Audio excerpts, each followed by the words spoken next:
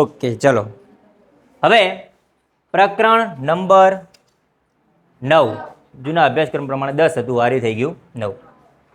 પ્રકાશ, પરાવર્તન અને વક્રીકોણ.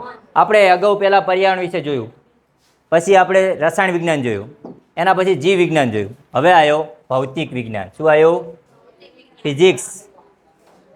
ફિઝિક્સ આવ્યો, ફિઝિક્સ. હવે ફિઝિક્સની અંદર એવી એક ઘટના, પ્રકાશની ઘટનાઓ. શેની ઘટનાઓ છે યાર? જેને પ્રકાશીય ઘટના કહેવાય. એમાંની બે ઘટનાઓ આપણે અહીં જોવાની છે. કઈ કઈ છે? એક તો કે પ્રકાશનું પરાવર્તન છે અને બીજું છે પ્રકાશનું વક્રીભવન. આપણા ક્લાસમાં કોઈ પ્રકાશ નથી ને? નથી ને? એ પ્રકાશ નહીં હો. અહીંયા પ્રકાશ મતલબ કોણ? લાઇટ. કોણ છે? લાઇટ. આપણે અહીંયા લાઇટ વિશે વાત કરવાની છે. લાઇટ કઈ રીતે કામ કરે છે, એનું પરાવર્તન શું થાય, એનું વક્રીભવન એટલે શું, એના વિશે, આવી ઘટનાઓ વિશે આપણે ભણવાનું છે.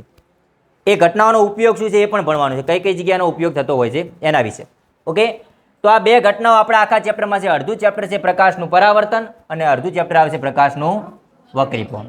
આ બે વિશે ભણવાનું રહેશે. ઓકે, હવે અવાજ ના કરજો મિત્રો, અવાજ નહીં. તો આ જે બે ઘટનાઓ છે એમાં સૌપ્રથમ આપણે વાત કરીએ પ્રકાશ એટલે શું. તમને કોઈને ખ્યાલ છે પ્રકાશ કોને કહેવાય? તો કે હા, મારા બાજુમાં મારો ભાઈબંધ છે, મારો કાકાનો દીકરો છે, એનું નામ પ્રકાશ છે. એ પ્રકાશની વાત કરતા નથી.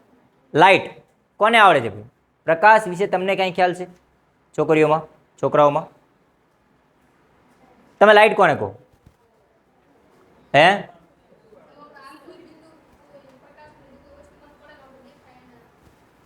ઓકે,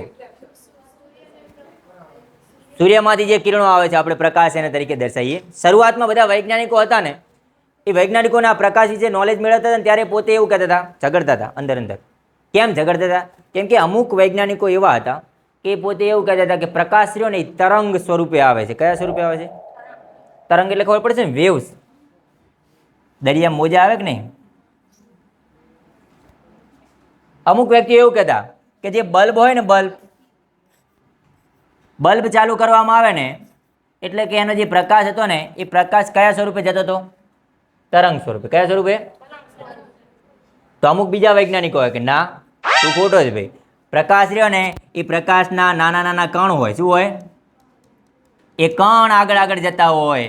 કાં તો કે આ રૂમમાં હું બલ્બ ચાલુ કરું ને આખા રૂમમાં કણ ફેલાઈ જાય, એટલે આખા રૂમમાં પ્રકાશ ફેરી જાય અથવા અજવાળું થઈ જાય.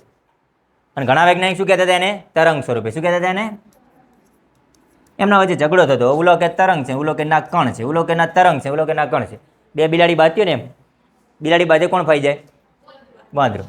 ઓકે, પછી ઘણા બધા સંશોધન પછી છેલ્લે અમુક વૈજ્ઞાનિક એવા આવ્યા કે ભાઈ પ્રકાશ તરંગ પણ છે, પ્રકાશ કણ પણ. તમે બે સાથે ઝઘડશો નહીં, બરોબર? એટલે એમને છેલ્લે એવી પણ વ્યાખ્યા આપી કે પ્રકાશ રહ્યો એ તરંગ અને કણ બંને સ્વરૂપે ધરાવતો હોય છે.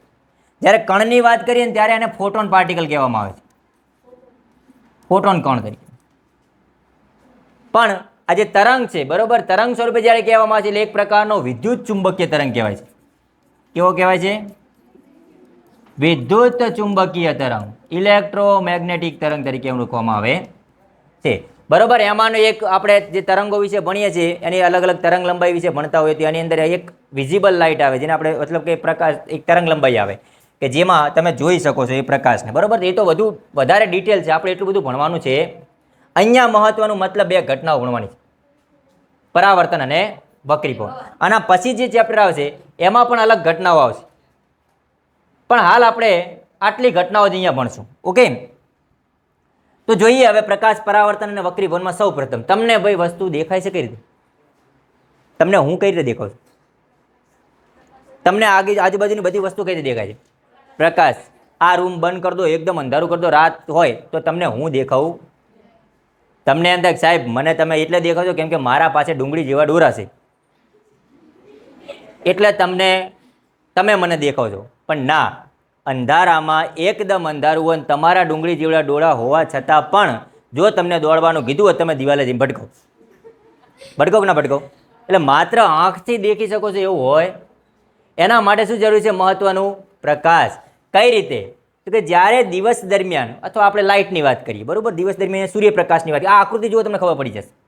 આ સૂર્ય દેખાય છે, સૂર્યમાંથી એક કિરણ કોઈ વસ્તુ પર, આ સફરજન છે એ વસ્તુ છે, શું જ્યારે આ વસ્તુ પર પ્રકાશનું કિરણ પડ્યું પછી એ કિરણ ક્યાં ગયું? મનુષ્યના આંખ સુધી. ક્યાં ગયું? મનુષ્યના આંખ સુધી ગયું.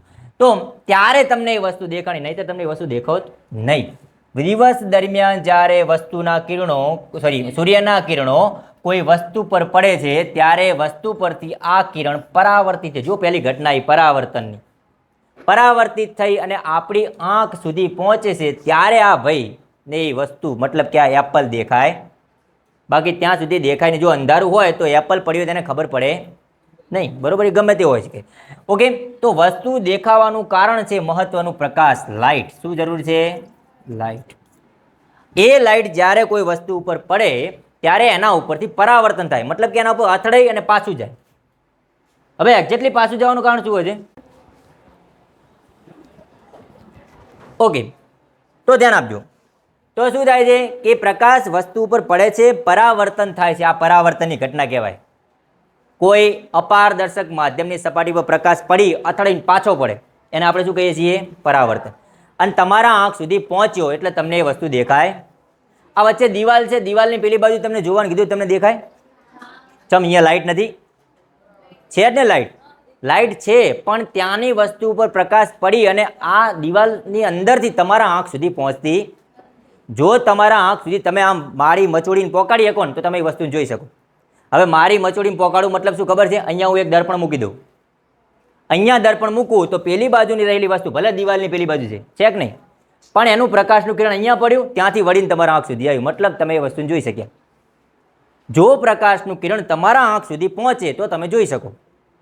એ પછી ગમે ત્યાં વાળી તે આમથી આમ લાવ્યા હોય, પણ તમારા આંખ સુધી પહોંચ્યું તો તમે એને દેખી શકો, અને ના પહોંચે તો તમે દેખી શકતા. બસ આ સિમ્પલ કોન્સેપ્ટ છે કે પ્રકાશનું કિરણ તમારા આંખ સુધી આવે, વસ્તુમાંનું કિરણ, આ વસ્તુનું કિરણ કહેવાય. આ કયું કિરણ કહેવાય? વસ્તુ પરથી આવતું કિરણ કહેવાય.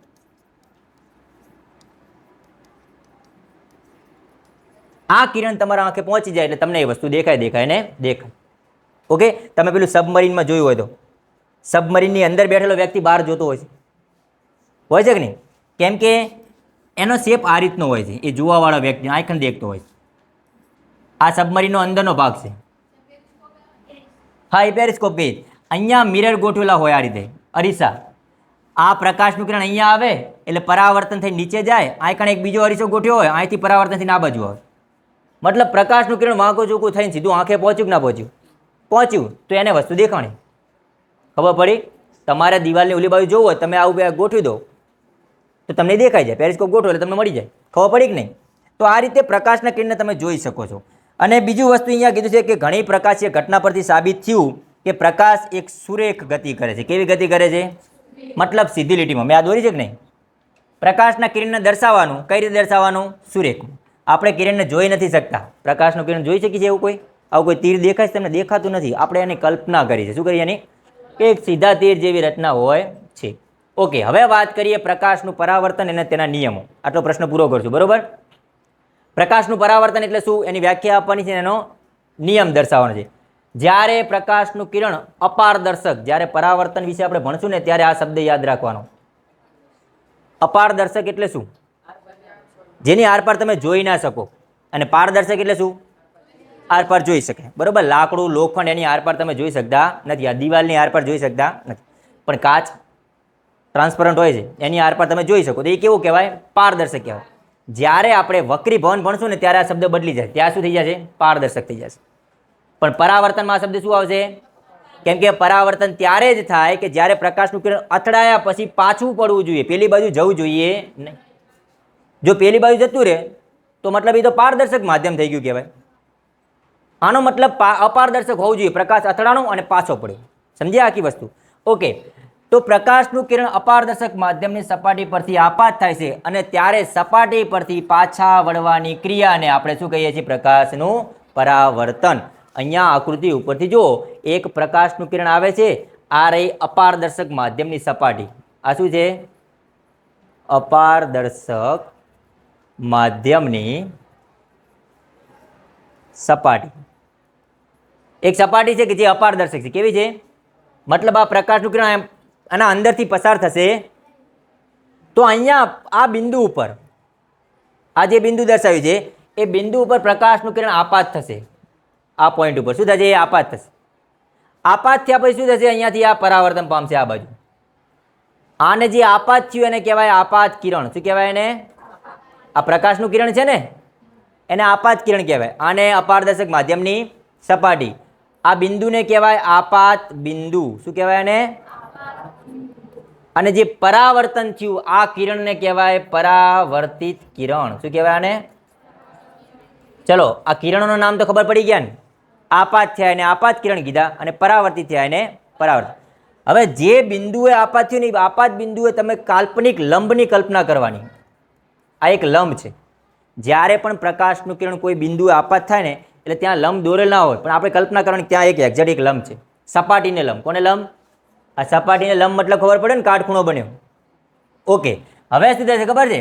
આપાત કિરણ અને સપાટીને લંબ વચ્ચે એક ખૂણો બને. દેખાય છે? કોના વચ્ચે? આપાત કિરણ અને સપાટીને દોરેલ એના વચ્ચે એક ખૂણો બન્યો. આ ખૂણાને કહેવાય આપાત કોણ. શું કહેવાય આને? આપાત કોણ. આપાત કોણ અંગ્રેજીમાં ઇન્સિડન્ટ એંગલ એટલે કે આઈ તરીકે દર્શાવવામાં આવે છે. તેના વડે દર્શાવશો આપણે આઈ. એ જ પ્રમાણે બીજો ખૂણો આ બાજુ પણ બન્યો. દેખાય છે? એ કોના કોનાથી બન્યો? વ્યાખ્યા આપી હોય તો આ વચ્ચેવાળો ખૂણો કયા બે કિરણોથી બન્યો અથવા કયા બે ભાગથી બન્યો? આપાત કિરણ છે, પરાવર્તિત કિરણ અને લંબથી. તો પરાવર્તિત કિરણ અને લંબથી વચ્ચે એક ખૂણો બને છે જેને પરાવર્તન કોણ કહેવાય છે. શું કહેવાય છે એને? પરાવર્તન. એને આર વડે દર્શાવશું. Reflection angle R. આઈ અને આર યાદ રહેશે? ઓકે. આપાત કોણની વ્યાખ્યા પૂછે તો કે આપાત કિરણ અને સપાટીના દોરેલ લંબથી બનતા ખૂણાને આપાત કોણ કહે છે. પરાવર્તિત કોણની વ્યાખ્યા પૂછે તો પરાવર્તિત કિરણ અને સપાટીના દોરેલ લંબથી બનતા ખૂણાને પરાવર્તન કોણ કહેવામાં આવે છે. ઓકે, આ તો હતી વ્યાખ્યા કે બીજું પ્રકાશનું કિરણ આ રીતે આપાત કરીએ ને તો આ બાજુ પરાવર્તન થાય છે, પાછું પડે છે. હવે નિયમ શું છે? તો પહેલો નિયમ, આપાત કોણ પરાવર્તન કોણ ત્યાં દેખાય છે આઈ અને આર. આ બે વસ્તુ એના મૂલ્ય કેવા હોય? સમાન અને પરસ્પર વિરુદ્ધ દિશામાં. વિરુદ્ધ દિશા મતલબ કોની વિરુદ્ધ દિશા ખબર છે? એક લંબથી આ બાજુ હોય તો બીજો લંબથી બીજી બાજુ હોય. સમજી ગયા કે નહીં? તો આપાત કોણ અને પરાવર્તન કોણ હંમેશા સમાન મૂલ્યના હોય છે. કઈ રીતે સમાન મૂલ્યના હોય છે? જો પ્રકાશના કિરણને તમે 45 ડિગ્રીના અંશ અથવા 45 ડિગ્રીએ આપાત કર્યો તો આનું પરાવર્તન પણ કેટલા ડિગ્રીએ થશે? 45 ડિગ્રી. જો 60 ડિગ્રીએ આપાત કર્યો તો પરાવર્તન પણ. સમજી ગયા? જેટલા ખૂણે તમે પ્રકાશના કિરણને આપાત કરશો એનું પરાવર્તન પણ કેટલા ખૂણે થશે? સમાન કોણે. જેટલો ખૂણે તમે આપાત કરશો એટલા જ ખૂણે પરાવર્તન થાય છે. તો આપાત કોણ અને પરાવર્તન કોણ સમાન મૂલ્યના હોય છે, પણ ફરક શું હોય છે? પરસ્પર વિરુદ્ધ દિશામાં. આને આપાત કોણ કહેવાય જ્યારે આને પરાવર્તન. તો આના ઉપરથી એક વસ્તુ લખી શકો તમે. શું લખી શકો? આ બંધ કરી દેજો. આપાત કોણ બરાબર પરાવર્તન. સંજ્ઞામાં લખવું હોય તો આઈ બરાબર આર. બીજો નિયમ શું કહે છે? આપાત કિરણ, આપાત બિંદુ, સપાટીને દોરેલ લંબ અને પરાવર્તિત કિરણ. કોણ કોણ છે ખબર છે? આપાત કિરણ, અહીંયા દોરશો એ આપાત બિંદુ, આ છે પરાવર્તિત કિરણ અને સપાટીને દોરેલ. આ ચાર વસ્તુ દેખાય છે. આ ચારે ચાર વસ્તુ તમે જુઓ તો આ એક અપારદર્શક માધ્યમની સપાટી છે અને ચારે ચાર વસ્તુ રહીને એ સપાટીના ઉપરના ભાગમાં છે, મતલબ એક જ માધ્યમમાં છે અથવા એક જ સમતલમાં દેખાય છે. આમાંથી કોઈ પણ વસ્તુ નીચેના ભાગમાં છે. તમને એમ થાય સાહેબ લંબ તો નીચે દોર્યો છે, એ કાઢી નાખજો, વધારાનું નીચે હોય નહીં. આના માટે આપણે અરીસા માટેની વાત કરી. ઓકે, તો જો ચારે ચાર વસ્તુ એક જ સમતલમાં છે. આપાત કિરણ, આપાત બિંદુ, સપાટીને દોરેલ લંબ અને પરાવર્તિત કિરણ એક જ સમતલમાં હોય. આ બે નિયમો છે. બે નિયમ યાદ રાખવાનો. મતલબ કે આપાત જે બાજુ થાય છે ને પરાવર્તન પણ એ બાજુ જ થશે. જે બાજુ આપાત થયું ને એ બાજુ પરાવર્તન થાય છે. આ શબ્દ વાપરો કેમ જરૂર તો ખબર છે? કેમ કે જ્યારે તમે વક્રી ભવન ભણશો ને ત્યારે વક્રી ભવન આ બાજુ જશે. કેમ કે અહીંયા માધ્યમ પારદર્શક હશે. કેવું હશે? એટલે જો હવે બે સમતલ અલગ અલગ થયા કે ના થયા? એટલે આપણે અહીંયા પરાવર્તન ભણવાનું છે. એટલે પરાવર્તન માટે પછી માધ્યમ એક જ વાપરવામાં આવે. એટલે જે બાજુ આપાત થયો ને એ જ બાજુ પરાવર્તન, મતલબ ઉપરની બાજુ જ કહેવાય ને. રે તમને એમ થાય સાહેબ આ ક્યાં એ બાજુ છે, આ બાજુથી આપાત થયો ને આ બાજુ ગયો છે, એ અલગ સાઈડ છે. અહીંયા ઉપર અને નીચેની વાત કરી છે. ઉપરથી પ્રકાશ આપાત થયો, પરાવર્તન પણ ઉપર જ. આપાત કિરણ, પરાવર્તિત કિરણ આપાત બિંદુને દોરેલ અથવા આપાત બિંદુ અને સપાટીને દોરેલ લંબ એક જ સમતલમાં આવેલા હોય છે. આપાત કોણ અને પરાવર્તન કોણ પણ કેવા હોય છે? સમાન મૂલ્યના હોય છે. તો આ નિયમ યાદ રાખજો, આ નિયમ યાદ રાખવાનો છે. અને બીજું, આ નિયમ જે છે એ પરાવર્તનનો આ નિયમ સમતલ અને ગોળીય દરેક અરીસા માટે લાગુ પડે. હવે સમતલ મતલબ શું? આપણે અહીંયા આકૃતિ દોરી છે સમતલ છે, એકદમ સપાટ, એકદમ પ્લેન. તમારા ઘરે જે દર્પણ હોય છે એ દર્પણ કયું હોય છે? એકદમ સમતલ હોય છે કે નહીં? એ સમતલ અરીસો કહેવાય. પરંતુ બીજો કયો કીધો? ગોળીય અરીસો. ગોળીય અરીસો મતલબ શું ખબર છે? વળેલો હોય, વક્ર હોય, જેમ કે આ રીતે. આકૃતિ માટે તો આવી સિમ્પલ આકૃતિ જ બનાવવાની છે. આ એક ગોળીય અરીસો છે. તમે જોઈ લો છો ગોળીય અરીસો જોઈ લો છે? અંતરગોળ અને બોલજો, નંબર 1 અંતરગોળ છે કે નંબર 2? અંતરગોળ કયો છે? બોલો, પહેલા નંબરનો કયો છે? અંતરગોળ. આ પાછળ લીટા કર્યા છે શું છે ખબર છે તમને? તમે કોઈ પણ અરીસાને તોડો અથવા એને જુઓ ને તેની પાસે કલર કરેલો હોય, પોલિશ કરેલી હોય. અરીસો હોય તો, કાચ નથી કહેતો હું. કાચ અને અરીસો બંને અલગ વસ્તુ છે. કાચમાં અરીસો ભલે કાચમાંથી જ બને છે, પારદર્શક કાચમાંથી બને છે, પણ એને પાસે પોલિશ કરી દેવામાં આવે, સિલ્વરનું કેવું. એ પોલિશ કરો ને, એ કલર કરો એટલે તમને આ બાજુ શું થઈ જાય ખબર છે? અપારદર્શક થઈ જાય. શું થઈ જાય? એટલે તમે આ ભાગ જે બતાવે છે ને, આ બે ભાગ, સોરી અરે, એ પોલિશ બતાવે છે. પાછળના ભાગમાં જે પોલિશ અથવા જે રંગ કર્યો હોય છે ને એ રંગ દર્શાવે. સમજી ગયા તમે? આનો મતલબ તમે જુઓ છો કઈ સાઈડથી? ડાબી બાજુ કે જમણી બાજુથી જુઓ છો? તમારું પ્રતિબિંબ તમે જોશો કઈ બાજુ મળશે? આ બાજુ જોશો મળશે કે ડાબી બાજુથી જોશો મળશે? ડાબી બાજુથી, કેમ કે આ બાજુ તો રંગ કર્યો છે. તમે દર્પણ હાથમાં લેશો તો પાછળ રંગ કરેલા ભાગમાં જોશો તમારું મુખ દેખાતું, પણ જે બાજુ પેલું શાઇનિંગ વાળો મતલબ કે તમારું પ્રતિબિંબ દેખાય એ ભાગ, બરોબર? આના માટે આ આવે અને આ ભાગ માટે આ આવે, છે કે નહીં? તો આ બે પ્રકારના અરીસા છે. આને ગોળીય અરીસા કહેવાય. કયા કહેવાય? પણ પરાવર્તનનો નિયમ આ ગોળીય અરીસા માટે પણ લાગુ પડશે. સમજી ગયા આખી વસ્તુ? પરાવર્તનનો નિયમ ગોળીય અરીસા માટે પણ સેમ ટુ સેમ આવો જ હશે. કઈ રીતે સેમ ટુ સેમ આવો? મતલબ ધારો કે મારા પાસે એક આ ગોળીય અરીસો છે, બરોબર, અને તમને એમ થાય સાહેબ આ પણ પ્રકાશનું કિરણ આપાત કર્યું, તો આ નિયમ કઈ રીતે લાગુ પડશે? તો એ વખતે તમારે શું કરવાનું ખબર છે? એ વખતે આ ગોળીય અરીસાનો એક સૂક્ષ્મ ભાગ વિચારવાનો. ભલે તમને હાલ વક્ર દેખાય છે, પણ એનો આટલો નાનો ટુકડો રહ્યો ને શું દેખાય છે? સમતલ. કોઈ પણ આકૃતિ હોય, કોઈ પણ શેપ હોય અલગ અલગ પ્રકારનો, પણ એમાં તમે એના સૂક્ષ્મ સ્તરે જુઓ ને તો એક સમતલ જ, એક સપાટ જ. સમજ્યા કે નહીં? જેમ કે તમે એક મોટા, એટલો મોટો રાઉન્ડ છે ને, એને રાઉન્ડ મારો છો, છે મોટો રાઉન્ડ, અથવા તમારા ગામનો તમે રાઉન્ડ મારો છો, પણ તમને એ રાઉન્ડ તરત દેખાતો નથી. તમે ચાલો છો ત્યારે તમે શું દેખાય છે ખબર છે? એક સીધો રસ્તો જ દેખાય. શું દેખાય છે? કેમ? કેમ કે તમે એને સૂક્ષ્મ સ્તરે જોયો છે એટલે. એટલે કોઈ પણ શેપને એકદમ નાના સ્તરે જોવામાં આવે તો એ શેપ કેવો હોય? સમતલ અથવા સીધો. આ ભલે વક્ર રહ્યો, તમને આખો ભાગ વક્ર દેખાય છે, પણ આનો નાનો ટુકડો તમને શું દેખાય છે? જો સમતલ દેખાય છે કે નહીં? તો સ્વાભાવિક છે કે આ અરીસો સમતલ અરીસો કહેવાય. તો હવે શું થાય કે આ જે બિંદુ છે, બરોબર, જ્યાં પ્રકાશનું કિરણ આપાત થયું, અને કયું બિંદુ કહેવાય? આપાત બિંદુ. કયું બિંદુ કહેવાય? તો પછી આપાત બિંદુ એ કલ્પના કરો, એક આ રીતે લંબ દોરો. આ એક લંબ સમજો. આપાત બિંદુ શું સમજો આપણે? એક લંબ. ઓકે. અને નિયમ પ્રમાણે શું થાય? પ્રકાશનું કિરણ જેટલા ખૂણે આપાત થયું એટલા ખૂણે બીજી બાજુ શું થાય? પરાવર્તન થાય કે ના થાય? સેમ ટુ સેમ એ વસ્તુ આયકણ પર લાગુ પડે. આયકણ એક કાલ્પનિક લંબ દોરવાનો. આ બાજુ આપાત થયો છે તો એની બીજી બાજુ પરાવર્તન થઈ ગયો. સમજ્યા આખી વસ્તુ? તો આ રીતે પરાવર્તન થાય છે. ગોળીય અરીસા માટે પણ પરાવર્તનનો નિયમ સરખો જ રહે છે.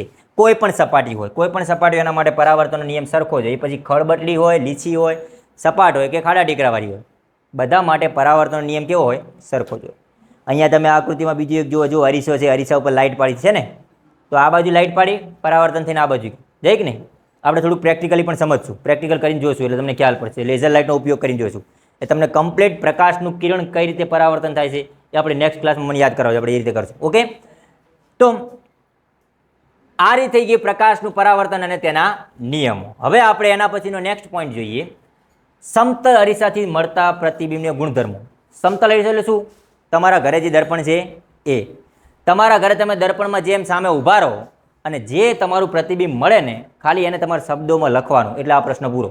જેમ કે સામે ઊભો દેખાય છે, આ જ કપડાં પહેરે છે, એની સામે મારું પ્રતિબિંબ દેખાય છે અરીસામાં.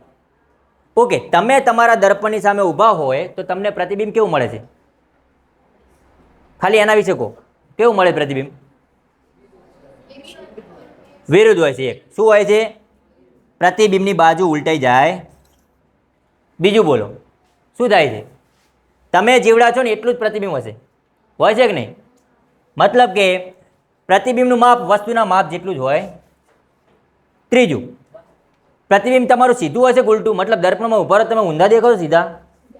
સીધા. સીધા મતલબ ચત્તુ. સીધા મતલબ શું?